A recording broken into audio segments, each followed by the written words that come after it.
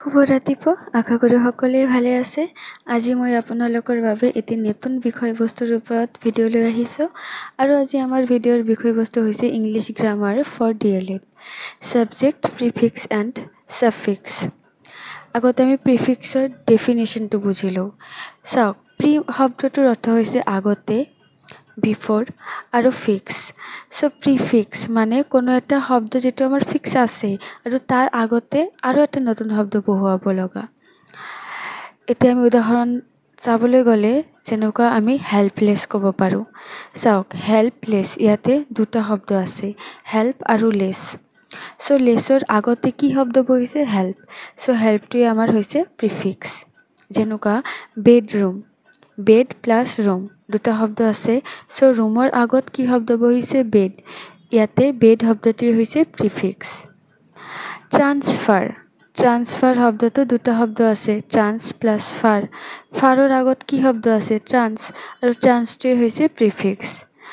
Next আছে unusual. Unusual যেনেকুৱা ইউজুৱেলৰ আগত কি শব্দ বহিছে? আন শব্দ বহিছে। ইয়াতে আন শব্দটোৱে হৈছে প্ৰিফিক্স। সো আশা কৰোঁ আপোনালোকে বুজিব পাৰিলে যে প্ৰিফিক্স মানে হৈছে কোনো এটা শব্দৰ আগতে ব্যৱহাৰ কৰা এটা নতুন শব্দ আৰু এই দুটা শব্দ লগ লাগি এটা নতুন শব্দ সৃষ্টি হয়। ইয়াকে প্ৰিফিক্স বুলি কোৱা হয়। নেক্সট আমি শিকিম সাফিক্স। সাফিক্স মানে হ'ল এটা যিটো শব্দ আমাৰ দিয়া আছে সেই শব্দৰ পিছত আৰু এটা নতুন শব্দ বহুৱা, লগতে দুটা শব্দ মিলি এটা শব্দ অৰ্থ বুজোৱা হয়। উদাহৰণ হিচাপে যেনেকুৱা ইলেক্ট্ৰিক মেন।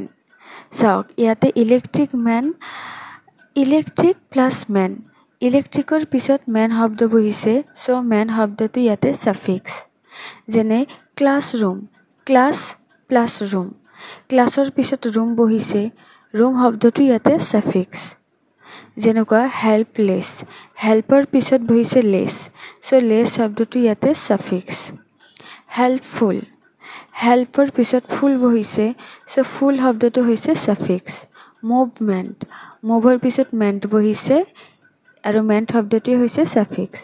আশা কৰোঁ আপোনালোকে বুজিব পাৰিলে সাফিক্স। সাফিক্স মানে কি?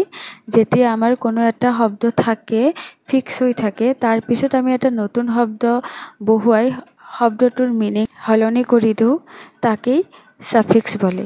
সাফিক্স মানে হ'ল যিটো ফিক্স শব্দ আছে তাৰ পিছত আৰু এটা নতুন শব্দ বহুৱা, আৰু প্ৰিফিক্স মানে হ'ল যিটো ফিক্স শব্দ আছে তাৰ আগতে এটা নতুন শব্দ বহুৱা আৰু যিটো ফিক্স শব্দ থাকে তাৰ মিনিংটো চেঞ্জ কৰি দিয়া।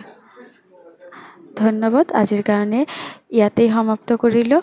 আশা কৰোঁ আপোনালোকে ইয়াৰ পৰা বহুখিনি জ্ঞান অৰ্জন কৰিব পাৰিছে আৰু ভিডিঅ'টি কেনে লাগিছে আপোনালোকে মোক কমেণ্ট বক্সত জনাব আৰু মোৰ চেনেলটো লাইক, শ্বেয়াৰ আৰু ছাবস্ক্ৰাইব কৰিব। ধন্যবাদ। আপোনালোকৰ এনেকুৱা বিষয়বস্তুৰ ওপৰত ভিডিঅ' লাগে যদি মোক কমেণ্ট বক্সত জনাই দিব। মই অতি সোনকালে এনেকুৱা ধৰণৰ আৰু বহুতো ভিডিঅ' লৈ আহিম।